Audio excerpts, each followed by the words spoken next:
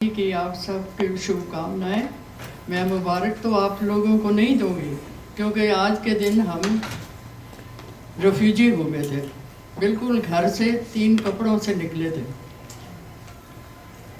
ठीक, इसलिए तो ये हमारे लिए तो ये आज़ादी का दिन एक अपनी पूरी पुश्तों के घर, कई पीढ़ियों के घर छोड़ के निकलना था। तो और लोग भी, जिन लोगों को हमारी तरफ के रहने वाले, हम तो पंजाब के हैं, लायलपुर के, शायद कई लोग जानते हो लायलपुर कहाँ है। लाहौर से 2 घंटे का रास्ता था। हम लायलपुर के रहे और लाहौर की मेरा जन्म है लाहौर का। तो लाहौर को छूट जो हमारी तरफ से नहीं आया, हमें उस वक़्त बहुत दुख इस चीज़ का था कि लाहौर जैसी जगह चली गई।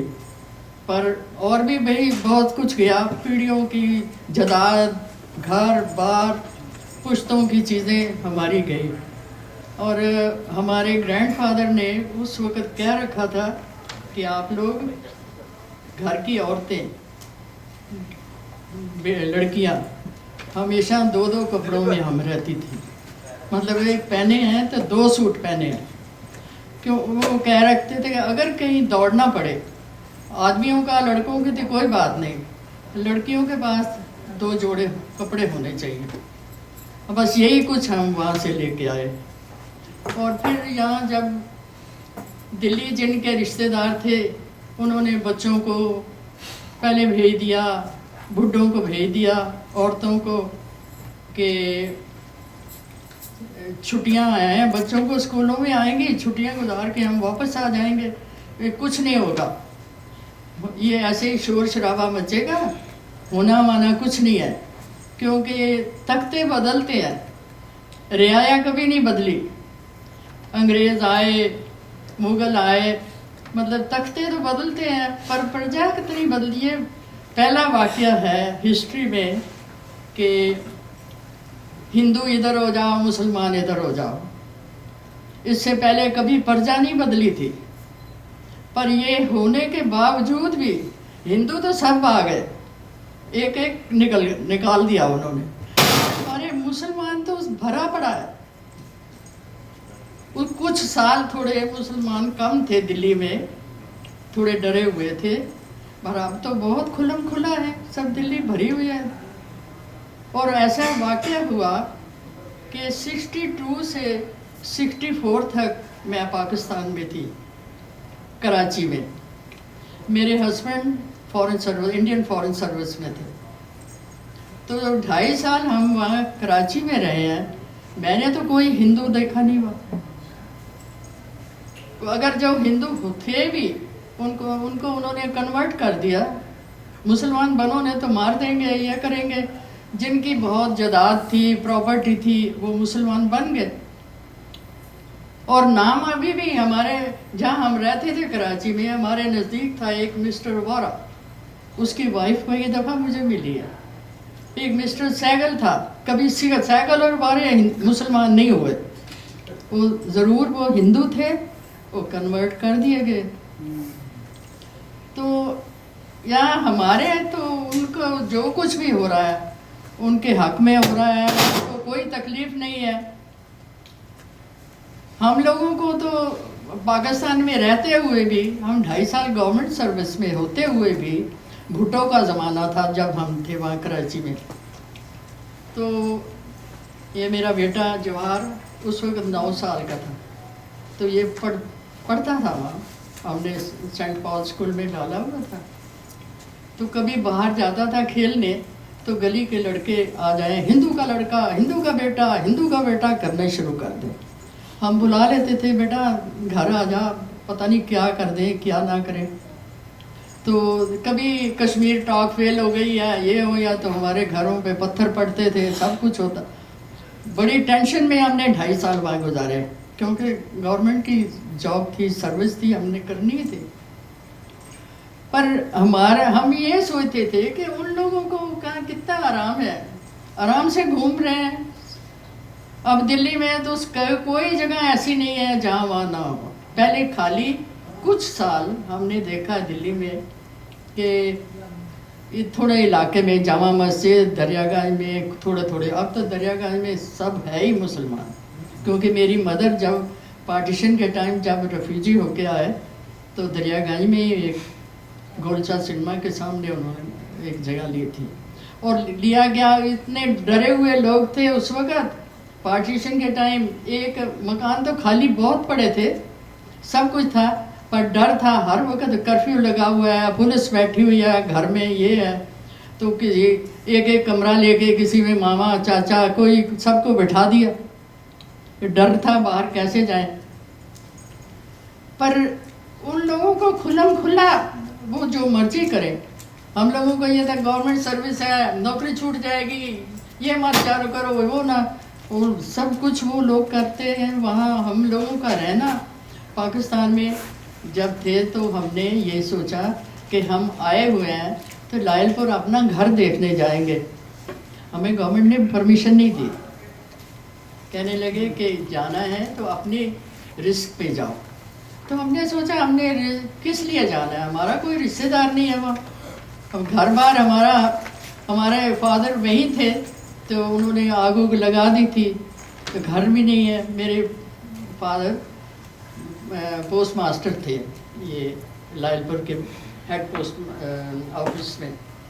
तो इस वजह से जब 15 अगस्त आया तो उनको ऑफिस गए तो वो एक गन लेके खड़ा सिक्योरिटी वाला, उनको अंदर नहीं जाने दिया पोस्ट ऑफिस में। वो नौकरी पे ही नहीं गए उस दिन, उनको इतनी वहाँ पाबंदियाँ थी कि बस अब आज तुम्हारा यहाँ से बिल्कुल। फिर डर खतरा तो था इसलिए, पर हमारे बड़े बूढ़े जो थे वो कहते थे कुछ होना ही नहीं, वो निकलने को तैयार ही नहीं थे वहाँ से।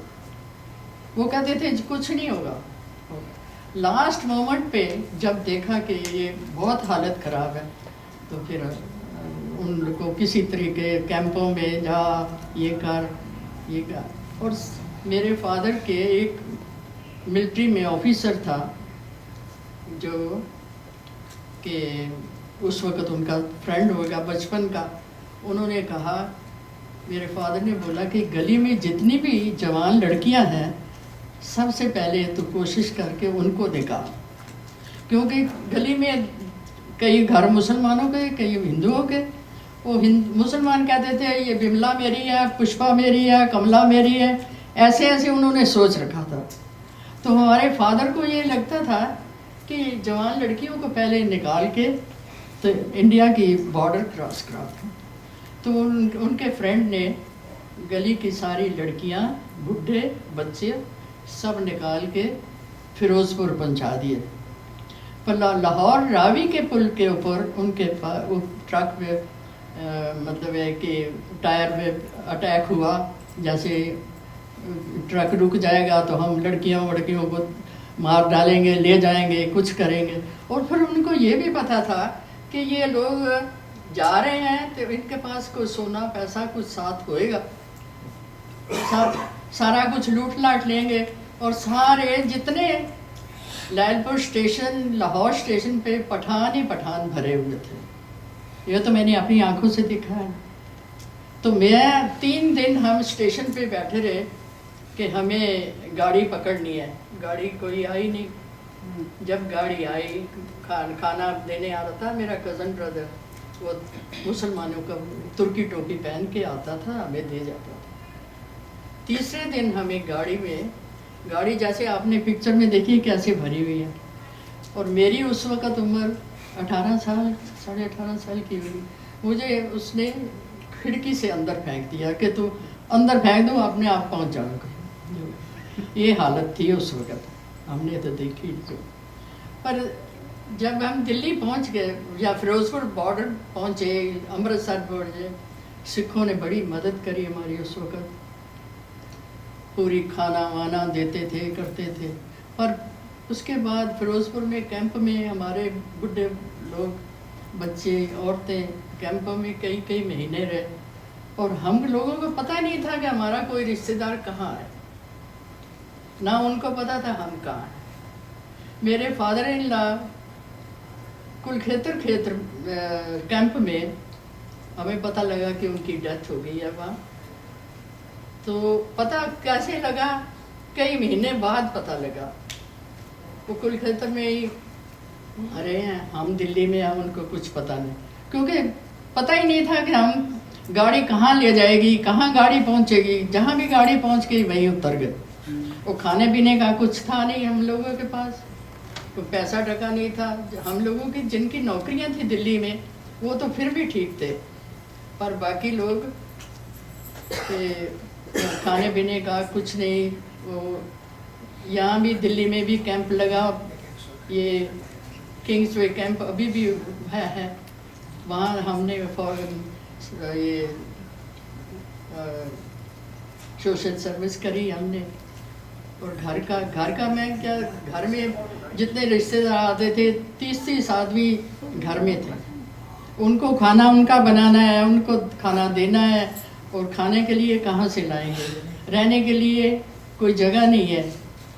और पर हमने, क्योंकि मेरे हस्बैंड की सर्विस दिल्ली में थी, हमने किसी रिश्तेदार को सड़क पे नहीं बैठने दिया। 3 साल तक हमने चारपाई पे नहीं सोए, क्योंकि हमारे पास ना चारपाइयाँ थी ना हमारे पास जगह थी। दरी बिछा के सब सो जाए, खाना जो भी है सब खा लो, इस तरह से हमने किया। और सबसे बड़ी बात ये, पंजाबी लोगों ने कभी किसी से भीख नहीं मांगी।